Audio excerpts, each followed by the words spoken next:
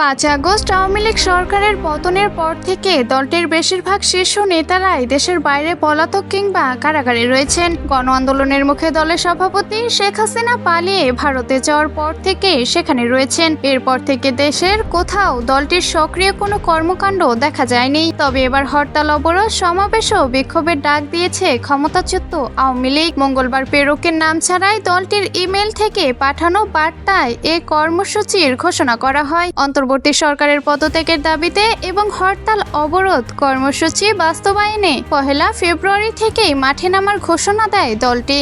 ঘোষিত কর্মসূচি অনুযায়ী ফেব্রুয়ারির 1 তারিখ শনিবার থেকে 5 ফেব্রুয়ারি বুধবার পর্যন্ত দাবির লিফলেট বা প্রচারপত্র বিলি করবে দলটি। 6 ফেব্রুয়ারি বৃহস্পতিবার দেশে প্রতিবাদ মিছিল ও সমাবেশ অনুষ্ঠিত হবে। 10 ফেব্রুয়ারি অনুষ্ঠিত হবে বিক্ষোভ মিছিল ও সমাবেশ। আর 16 ফেব্রুয়ারি রোববার অবরোধ এবং 18 ফেব্রুয়ারি মঙ্গলবার দেশব্যাপী সকাল সন্ধ্যা সর্বাত্মক কঠোর হরতাল কর্মসূচি ঘোষণা করা হয়েছে। দেশের মানুষের রাজনৈতিক ও গণতান্ত্রিক অধিকার আদায়ে এই কর্মসূচিতে কোনো প্রকার বাধা প্রদান করা হলে আরও কঠোর কর্মসূচি ঘোষণা করা হবে বলে হুঁশিয়ারি দেওয়া হয় ওই বার্তায়।